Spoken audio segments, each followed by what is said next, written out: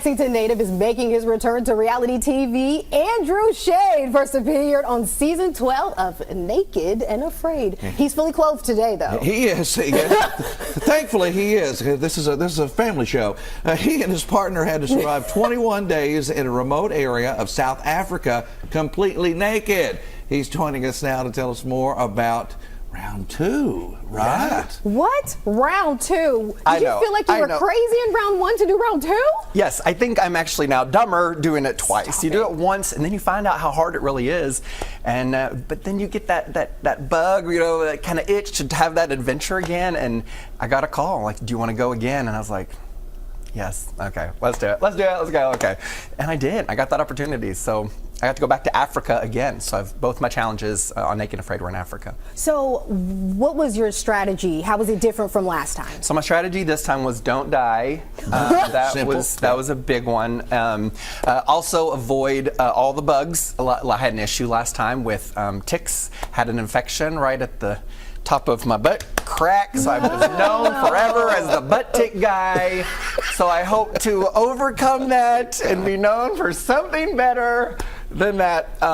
But I just view these as incredible adventures, and the danger of it makes it more fun to me. It's like people that want to jump out of an airplane or go scuba diving or swim with sharks. This is like my adventure, my adrenaline rush, and I'm addicted to it. And you were a Boy Scout. How did being a scout help you out in this particular situation? I think just comfort level, maybe in the wild, kind of getting used to being out and being dirty and in the dark at night. But there's one thing to be a Boy Scout in Kentucky. It's a whole nother thing to go live in the wilds of Africa where there are no cages, there's no bars. If a lion out there wants to eat me, it's gonna eat me.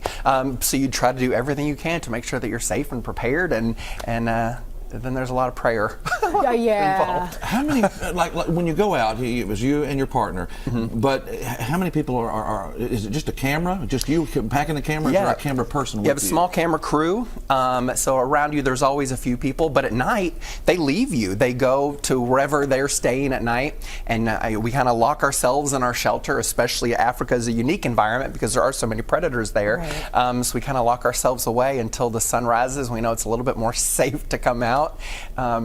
But it's unbelievable. I mean, I describe Africa as like the closest experience to being on another planet, just because the animals are so unbelievable, the environment is so gorgeous, and it's just such a different world than Kentucky. So what is your palate like, Because this sounds crazy, but it's like, I'm allergic to fish. So I would die. I don't eat seafood here at home at all.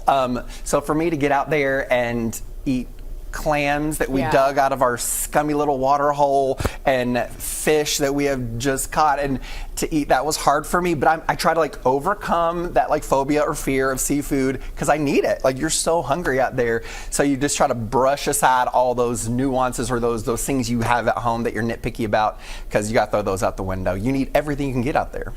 What do they give you to take with you? I mean, what do you have?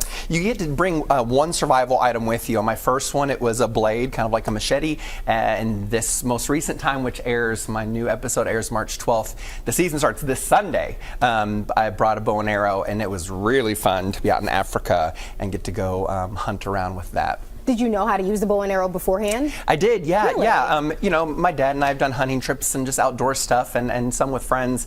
But I definitely practiced before I went out this time. But I mean, hunting in Africa, it's not just like chasing white-tailed deer in Kentucky.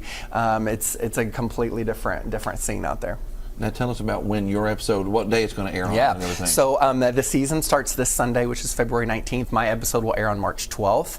And I'm excited for everyone out there to see it. My episode is a special 2-hour episode. And for the first time, this is a spoiler, how about it? For the first time in 15 seasons of Naked and Afraid on Discovery Channel, our challenge will have 4 people, and it is all men.